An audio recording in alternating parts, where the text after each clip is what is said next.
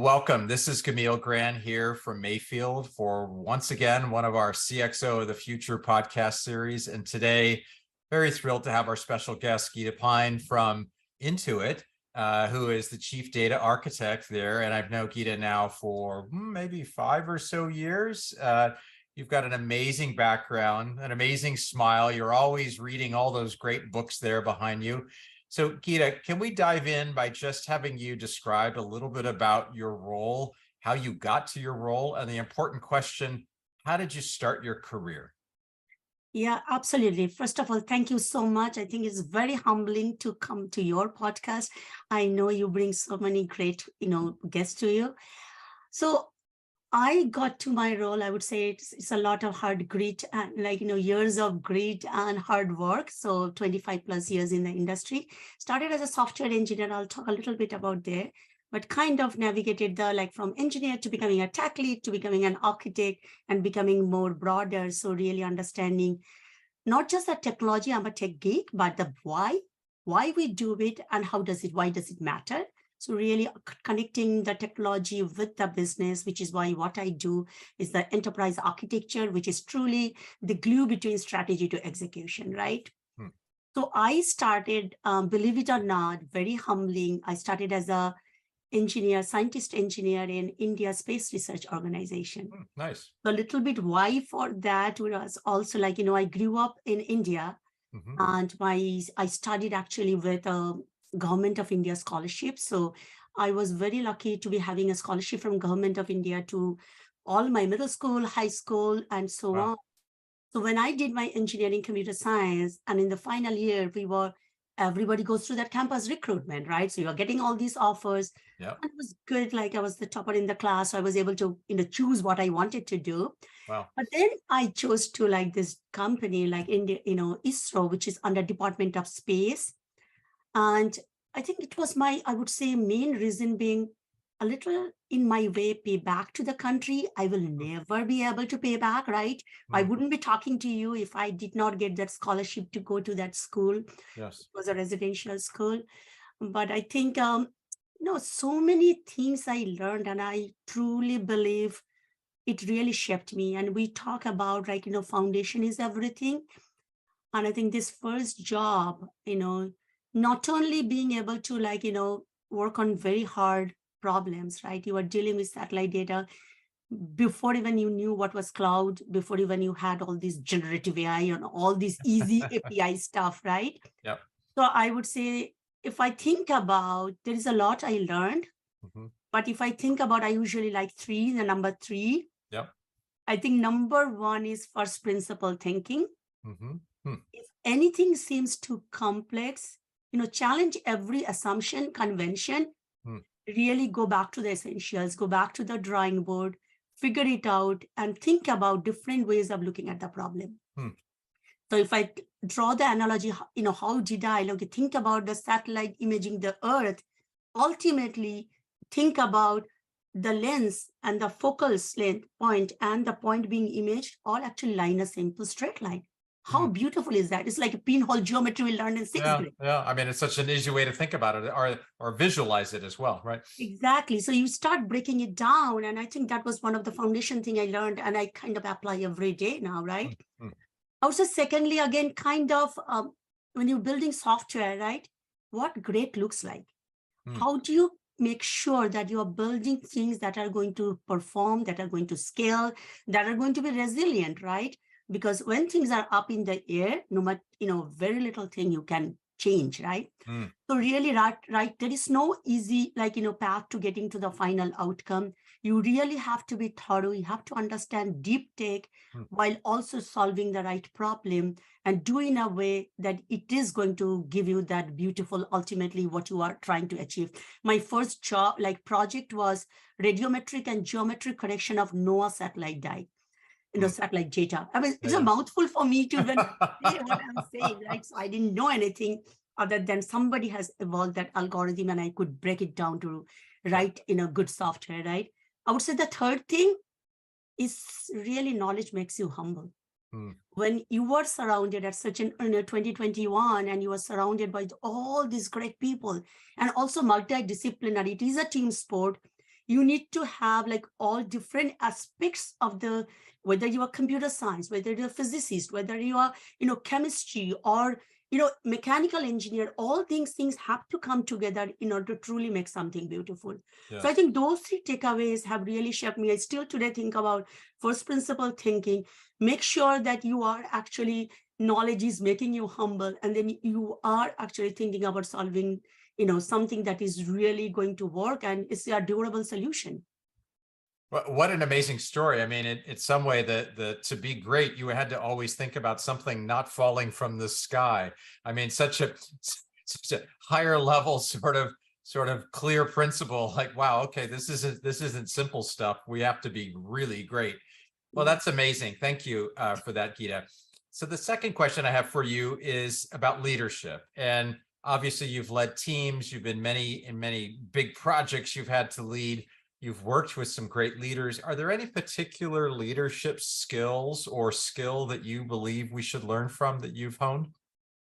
Yeah, absolutely. I mean, tons of skills. And I would say also the leadership principles that you follow, whether you look at Intuit or Arrow Electronics, any company that I've worked for, as well as the companies that I admire, like, Bezos has Amazon's leadership principles very clearly. Yep. But if I, take the meta out of all the experiences, I think number one is really leading with clarity. Having a very clear vision and leading with that clarity of thoughts and vision is so important. No, it is not about the technology. It is not about all the stuff.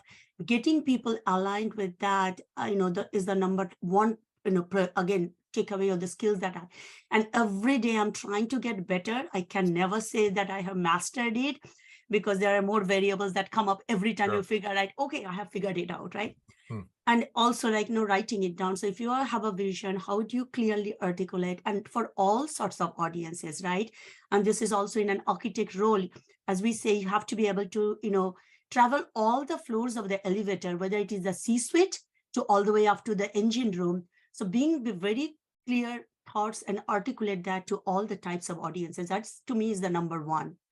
Secondly, I would say, how do you now rally up a team? How do you build a high-performing team? You can have all this vision, you got everybody excited. Can you actually create a team behind that, right? And thirdly is all about results, right? How do you drive winning results? So I think no matter what, I can talk to you, like, whether I've done digital transformation globally or led any projects, change management, whatever I did, like, I think these three are always common, right? And, years back, like 2000, probably it was like 8 time frame. I was just getting off. I used to work for this company called Arrow Electronics, and I was just getting off one project, which I was doing for a global transformation for one BU. And I said, okay, I'm kind of done and burnt out. Can you get me off my CIO, Vin Melvin, and put me something else? I didn't know I was probably getting from fire to a frying pan or frying pan to a fire, whichever way you think about. I was brought into a project to lead the global e-commerce for the components business. Back end, we were still doing global ERP. And here, when I came in, somebody had already made an assumption about what that strategy and architecture should be for commerce. And I had to actually really come in. I was like, okay, it doesn't really make sense. But how do I articulate that very quickly? And I think I learned that, 15 years back, writing it down, clearly articulating to my CIO, to all the business stakeholders, to all the way up to my SIs and implementation partners, that why certain things, and by very way of principle oriented, right? It's not just about my opinion. How do you have evidence to support you, right?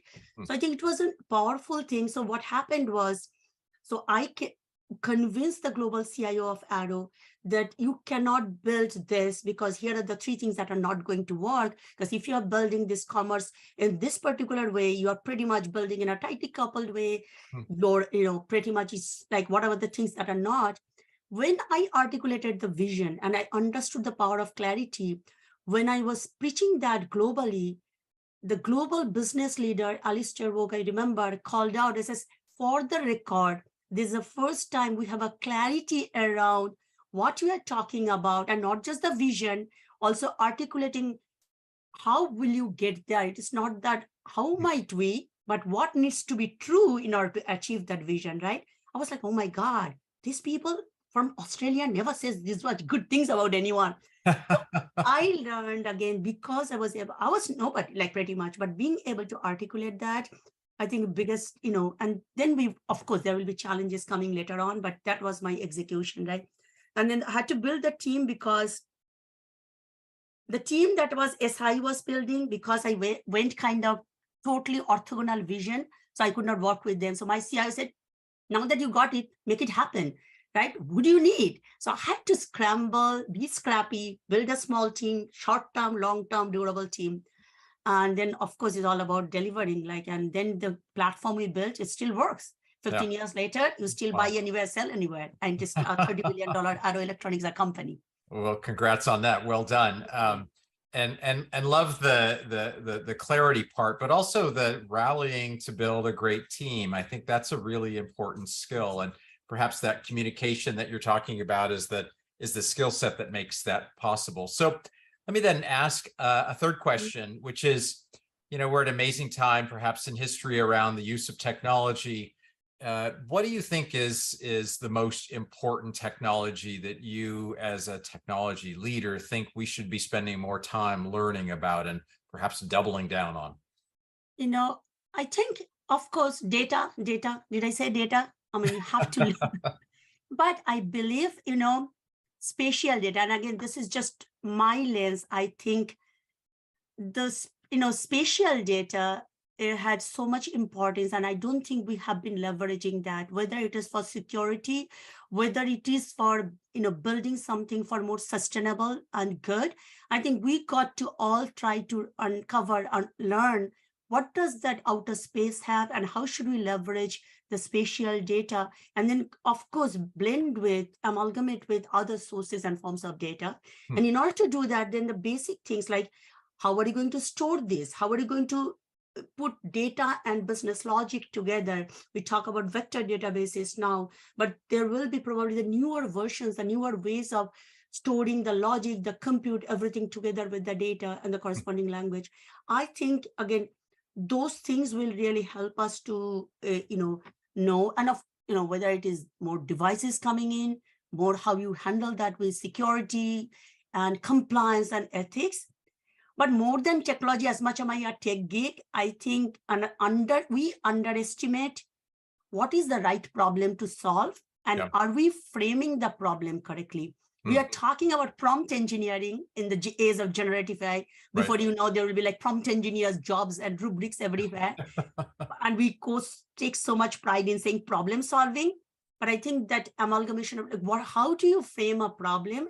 And that will differentiate really, from the people that are solving versus, are we solving the right problem? Is that going to be a differentiator? So that blending of critical thinking, understanding the domain, and also multidisciplining, I think the convergence, we have to look at multiple angles and viewpoints, like whether you are a zoology, maybe a zoologist, but how are you going to leverage data? How are you going to leverage industrial IoT? How are you going to use it for planting the right seed, right? So I think this multidisciplinary coming together is, again, I think we got to get out of the basics, think about how do we project on the higher level, and start to think about multidimensional problems and try to solve it holistically.